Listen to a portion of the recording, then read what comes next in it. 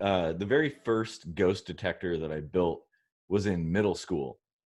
Oh, wow. So I was probably like seventh grade or something like that. And it was sort of an experimental thing. I was just getting into electronics and thought, I kind of cobbled it together. And Yeah, I think a lot of it is just that pattern seeking that we always go back to. I don't know, seeing Jesus in toast and stuff like that.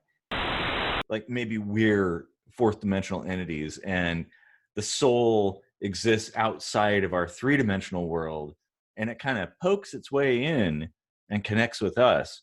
And a ghost could be a fourth dimensional piece of residue from our connection with this world, or All that information, all that personality and memories and all that stuff just floating around inside of us. And maybe that's what escapes when we die. Wow, that's an interesting idea. And that would kind of align a little bit with the concept of reincarnation and things like that, and out of body experiences. Like a clearly shaped head and shoulders just kind of creep toward my door and stop. Like feeling like there's somebody watching you, or something bad happened in this place, or something is about to happen that's bad.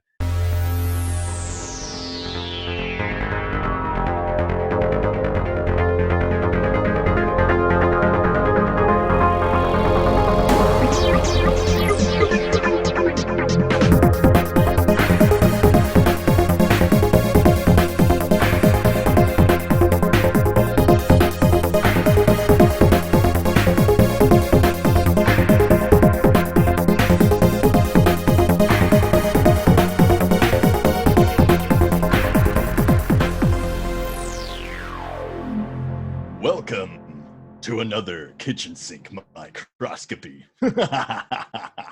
I'm Casey Rochford. and I'm Eric Rosenblatt. Don't forget to like, share, subscribe. YouTube's probably not going to monetize us, so if you feel generous and want to help support the show, go to patreon.com/ksmvidcast and give us a little love. Or we've got Bitcoin options, so there's that. Stick around to the end of the episode, because there'll probably be some Halloween-ish music playing, as we write our own music. So enjoy. Hey, there's your familiar. Oh yeah. Well, hello there.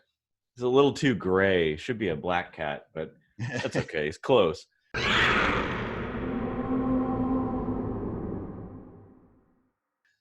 So what do you want to talk about today? So it's almost Halloween, and I think we should talk about some scary shit. I don't know, like ghost stories or something. Yeah. I like that idea. Yeah, like good. I think everyone's had some kind of weird experience that they can't really explain, and I thought it would be fun to talk about those experiences and maybe try to rationalize them in some pseudoscientific way. Yeah, that'd be fun. Yeah. Just a little craziness for once. Sure, why not? I mean, not that we're strangers to a little craziness. But yeah, that'd be good. I'd like that. I definitely enjoy that particular topic, having a little bit of experience with it, or I should say some experiences. So I remember 15, 16 years ago, you had built some ghost hunting detection devices or something. Did you ever use those? Yeah, I built a couple things. Actually, the very first ghost detector that I built was in middle school. Oh, wow. So I was probably like seventh grade or something like that. And it was sort of an experimental thing. I was just getting into electronics and thought, I kind of cobbled it together, and it did seem to detect something. What it was, I don't know. I wish I still had it, because that would be kind of cool. And oh, well, hi there. Hi, Floyd.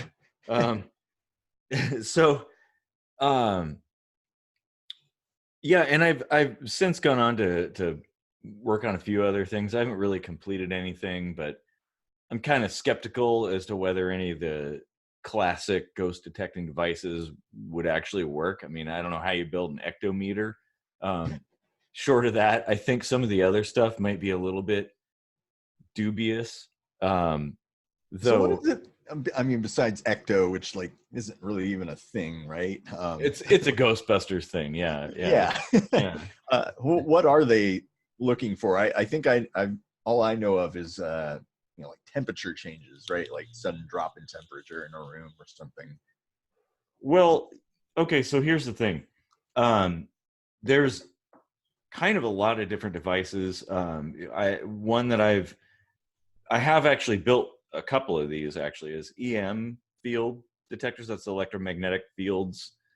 You can read the intensity of an electromagnetic field, and some people say that when there's ghosts around, that there's a fluctuation, and so if you can read that, you could potentially be able to detect the presence of a ghost. Um, I that's one of them. There's yeah, the temperature change one is another.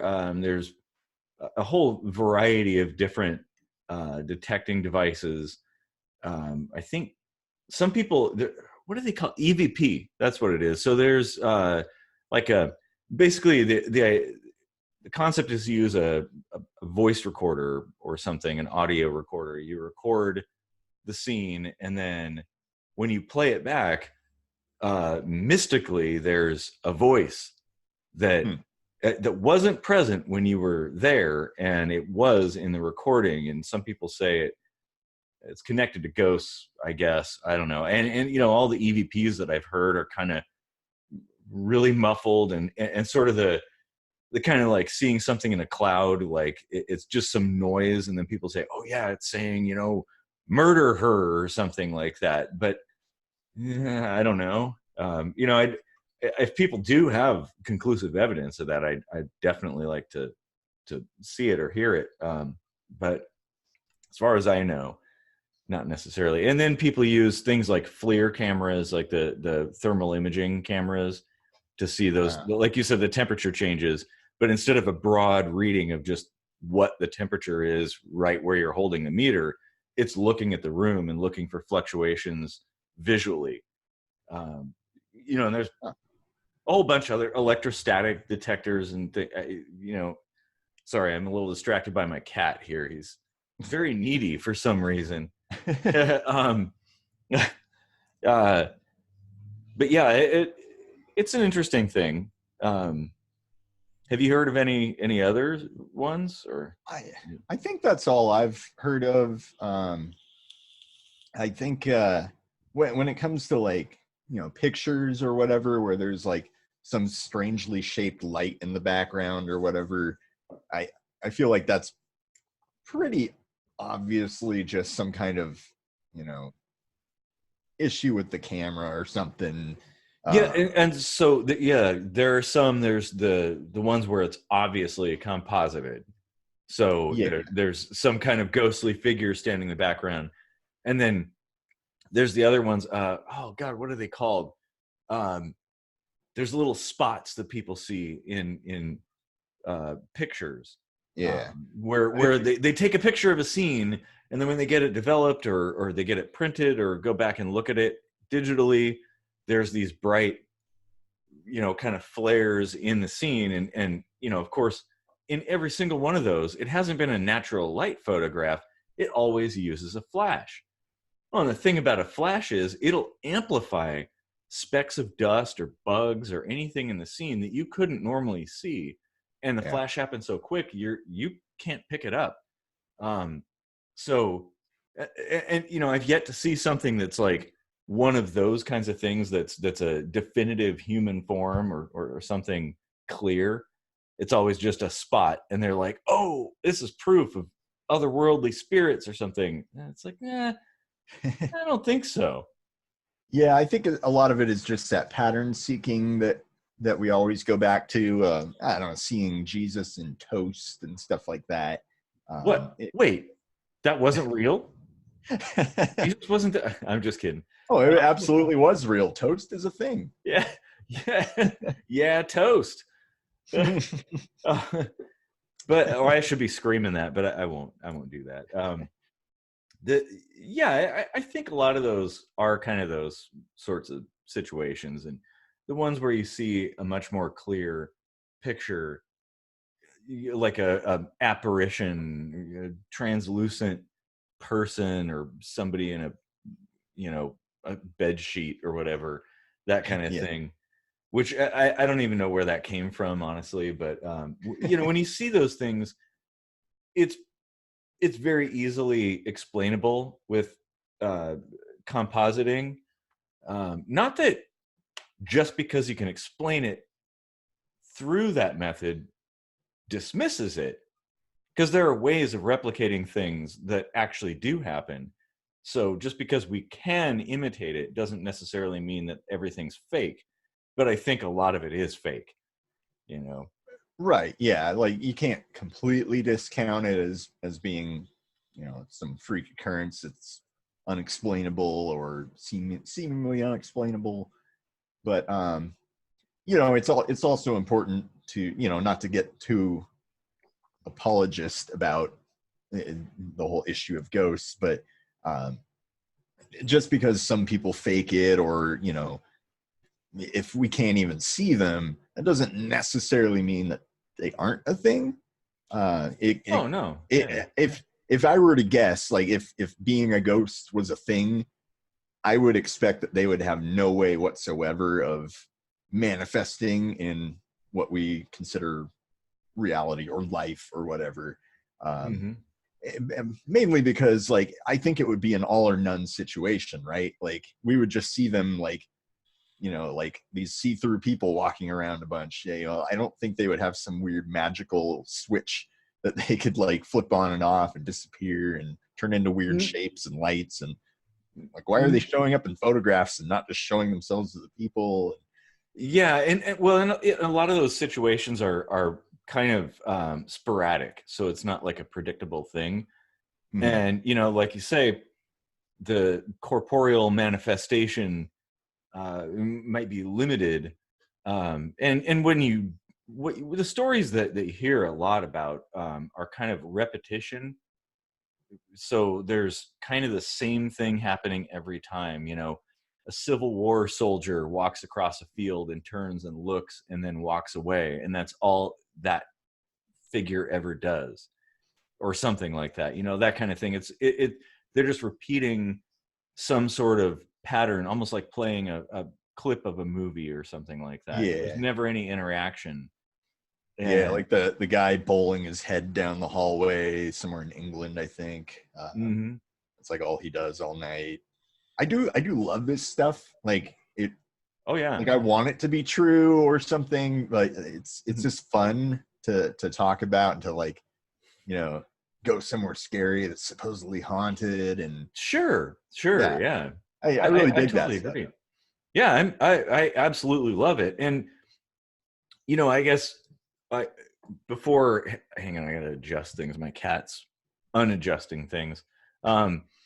So before, because I want to talk about like ghost stories and stuff for a little bit at least. But one of the theories that I have that is probably the most plausible, like assuming ghosts are a thing, right? Like, let's just say, for the sake of the discussion, that ghosts are actually real, like it's an actual phenomenon.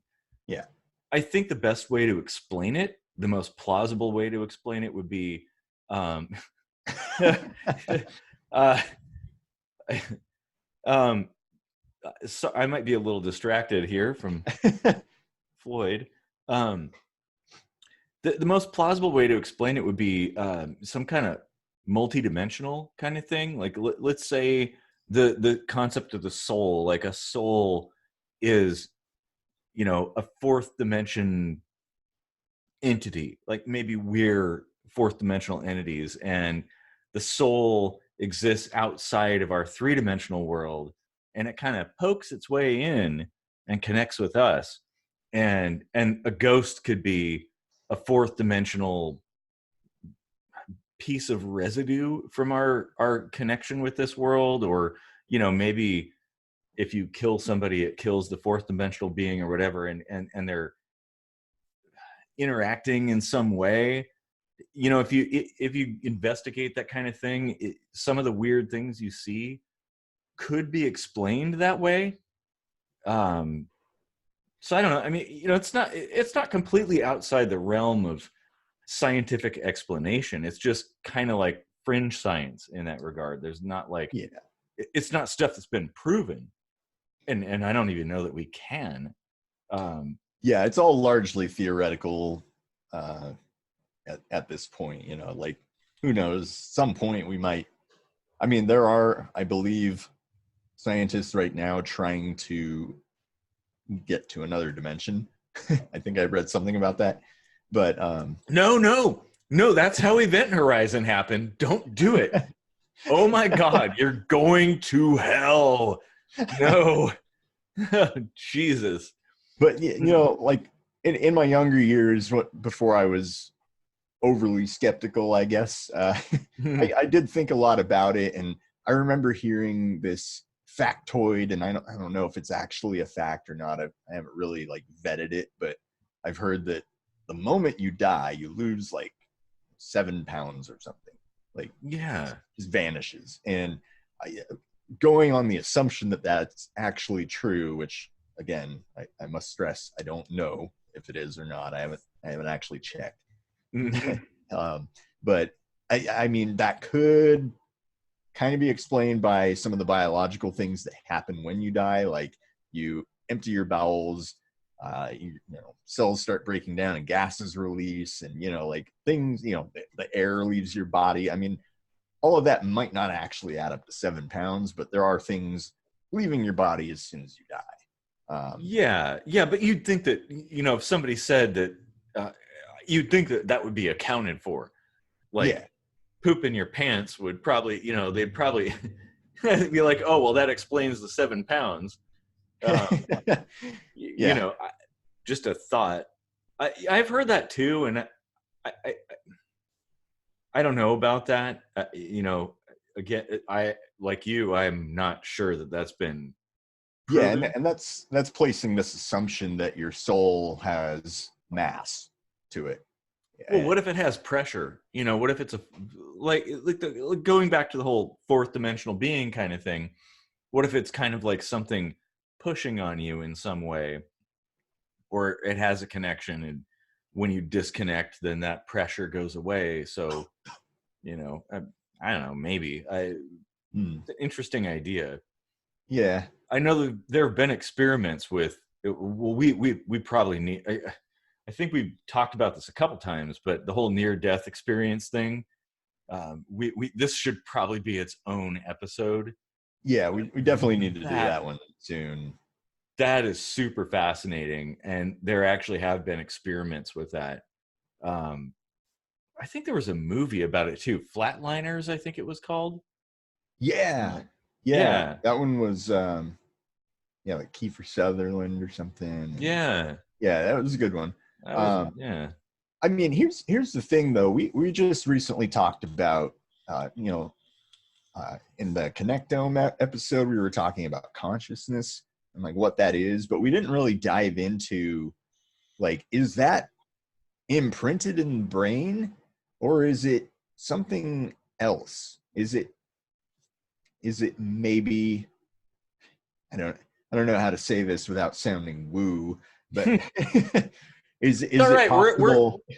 We're okay with woo on this channel from time to time. It's okay to entertain it. Yeah.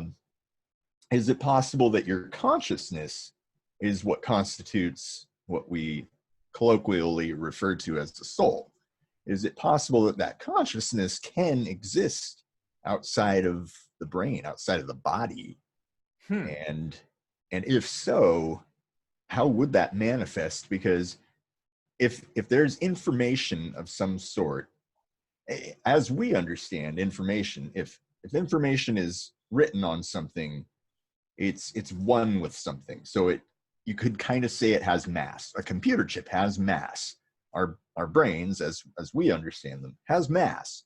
These are things that have information, and we assume that if they didn't have that mass, the information would have no way to manifest and interact and be read and all that stuff, right? Sure. Well, what if we just don't understand how it actually works, and maybe all that information, all that personality and memories and all that stuff just floating around inside of us, and maybe that's what escapes when we die.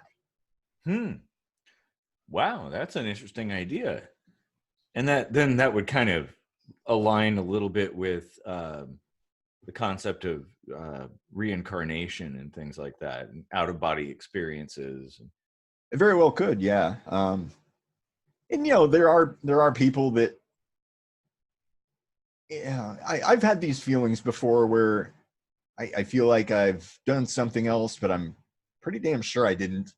Or it was a memory that just didn't seem like me. Or I even had a memory that I had a broken arm and I had a cast and everything, but I've never broken a bone. Weird. I just have that memory, and it's like, how did that happen?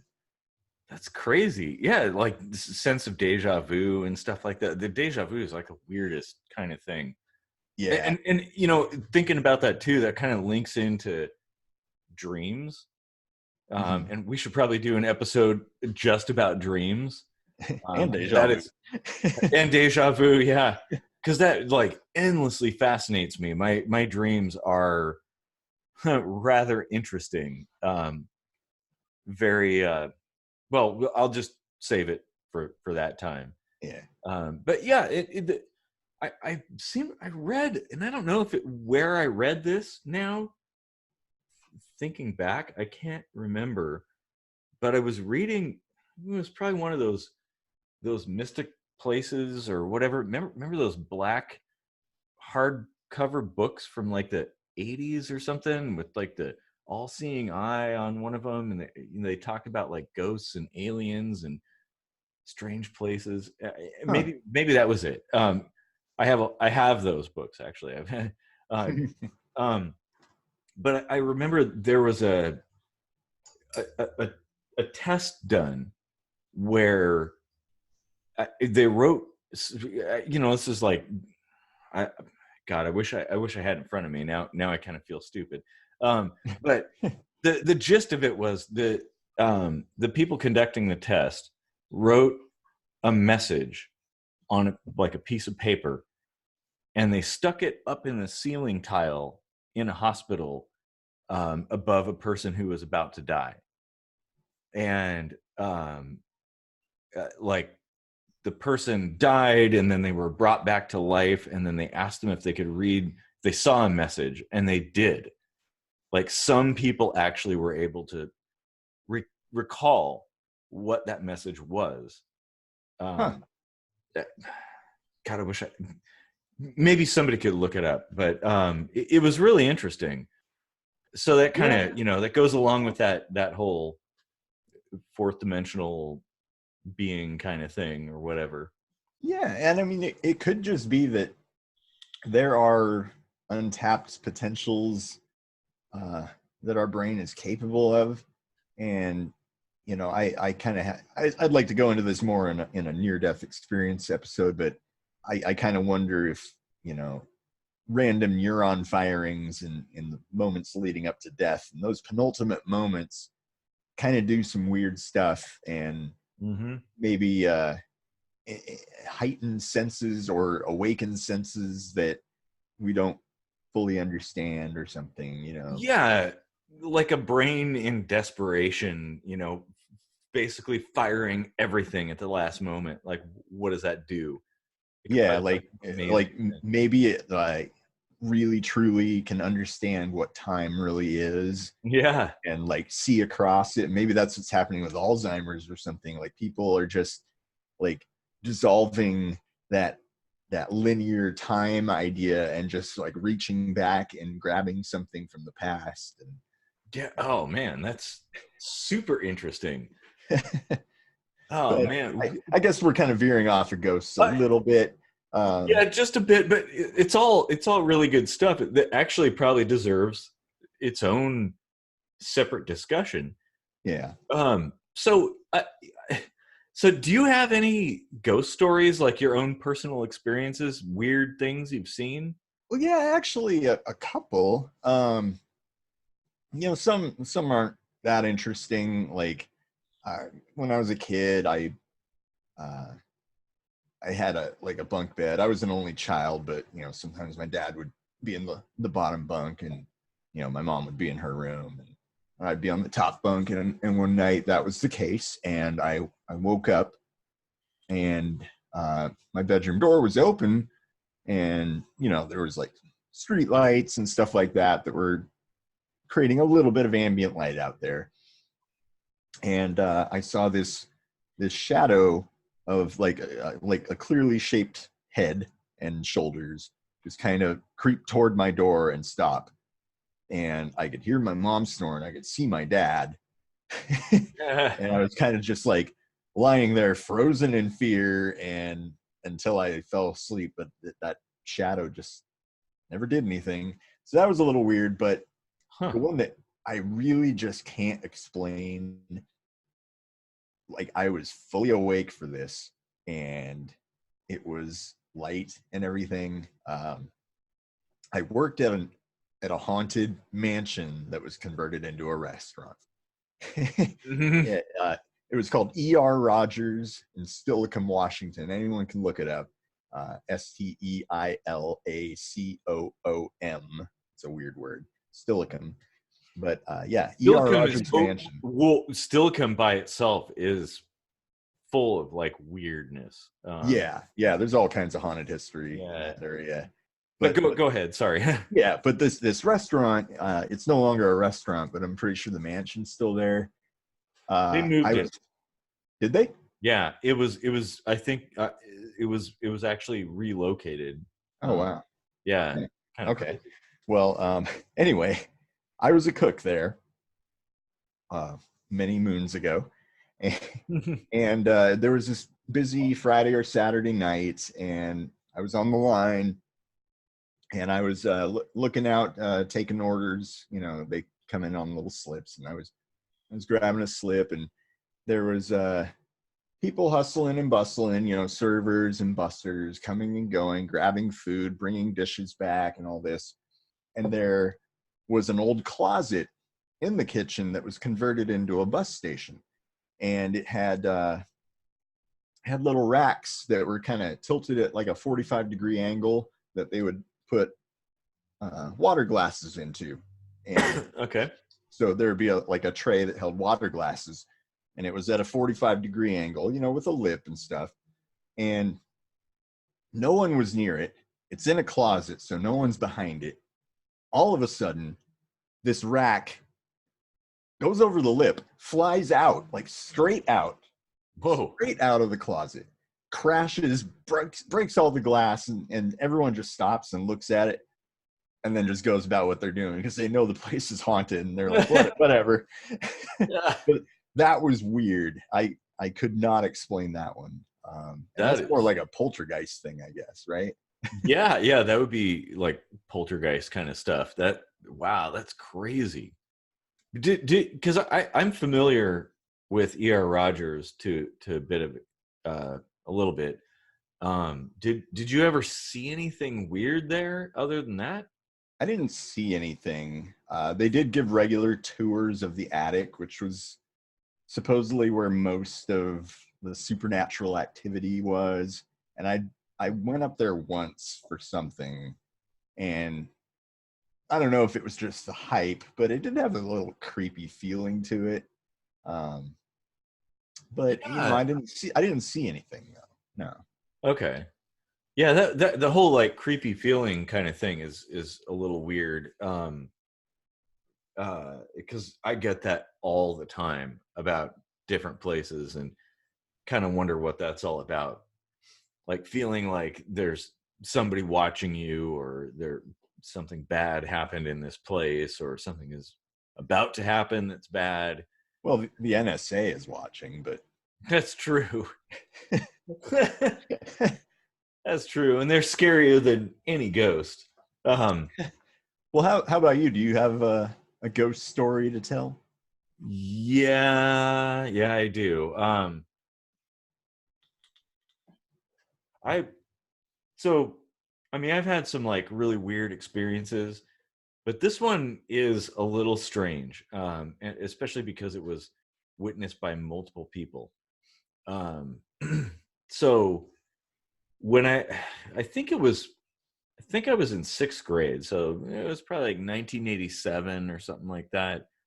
And I had some friends, and we decided to have a sleepover. Like you do in middle school. You're like, oh, let's all hang out and have pizza and play some video games, some Nintendo, and have a lot of fun. And that's exactly what we did. There was some pizza, and we played some Nintendo and watched Little Shop of Horrors, and it was a lot of fun.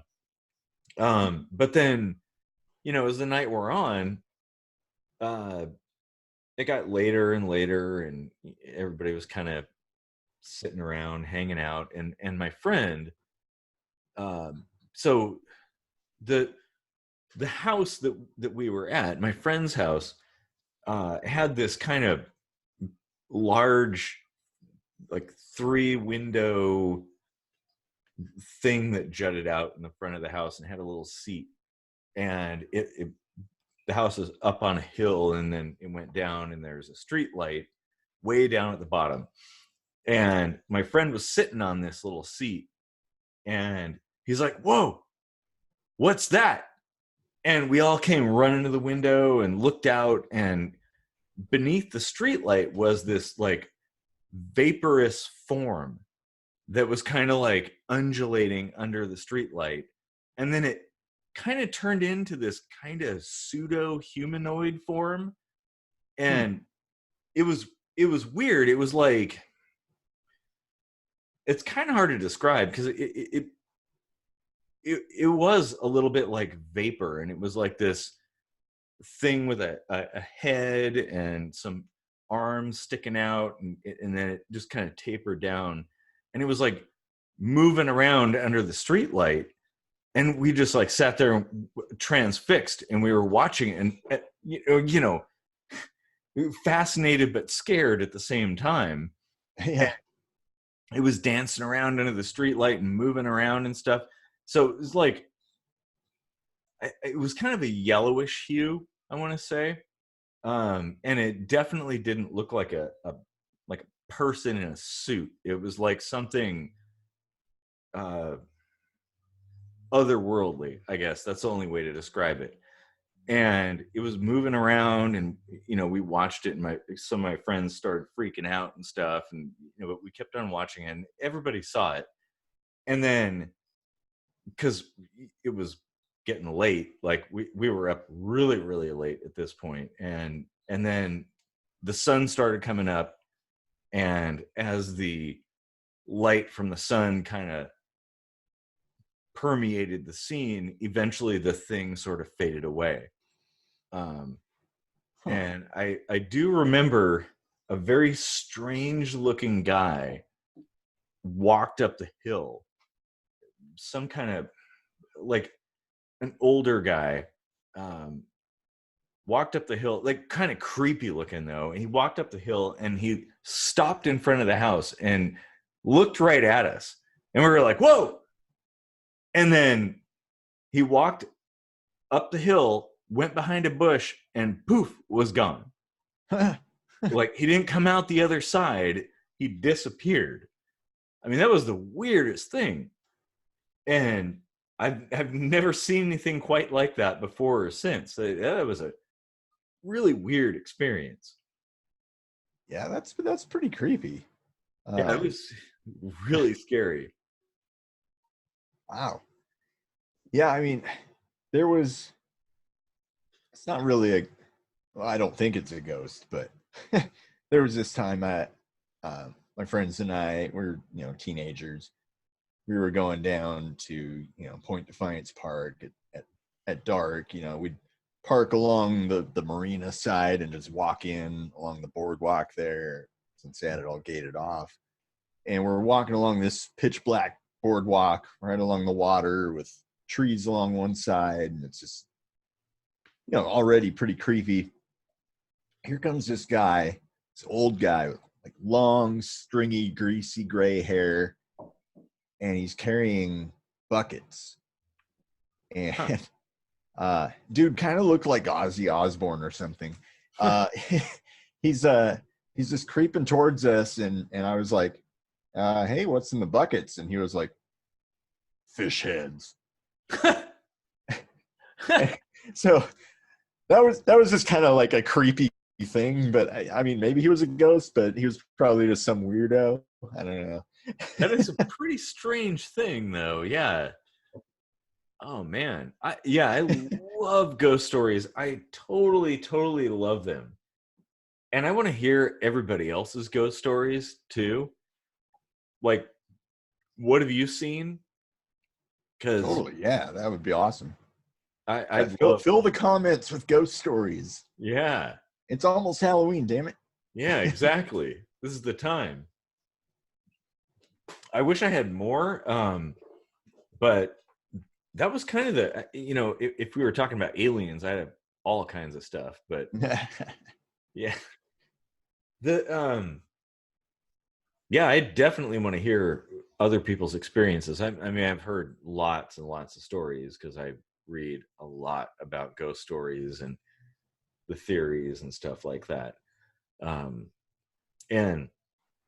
one of the things that the device that I built in middle school to detect ghosts was actually based on that event with my friends. We were like a couple of friends from that particular event. We were like, we got to start a ghost hunting group. And so we did, and we would like traipse around and look for stuff and try to see things. We never really saw anything. Yeah. But I built that detector and all this stuff, and it was pretty fun. And I've entertained the idea ever since. But yeah, I'd love to hear stories from other people. Like, what have you seen and experienced and things like that? That would be. Yeah. I mean, I think to some degree we all hope it's true, because we just want there to be some shred of our loved ones left in this realm in some way or another. Yeah, and maybe that when we die, that will remain in some way, like be able to interact with people, with our loved ones we leave behind. Yeah, a way to be more than a memory when you die. Yeah, exactly. Yeah, so that was a pretty good Halloween conversation, I think, and we'll definitely have an episode on Halloween too. So don't miss that. Yeah, and we'll talk about some of the other things like near-death experiences and stuff, and because that's a big one. Like, I really want to talk about that, and I will absolutely look up that particular study with the written note, because that was an interesting one. Yeah, that sounds really interesting. Yeah, I can't wait to do that one. Like, that'll be good. Yeah, but if anybody's seen anything or experienced anything, has any stories or anecdotes or something, feel free to share them. Whether it's true or not, it doesn't matter. It's fun and it's interesting. And, especially this time of year, this is the time where ghost stories are absolutely awesome. That's right. Yeah. So, I guess stay spooky, everybody. Like, share, and subscribe. And stick around for the song on the way out. Yeah, keep the conversation going. And try not to get slimed. Thanks for deep sink diving with us. He's looking at me, Ray. Twisting the side.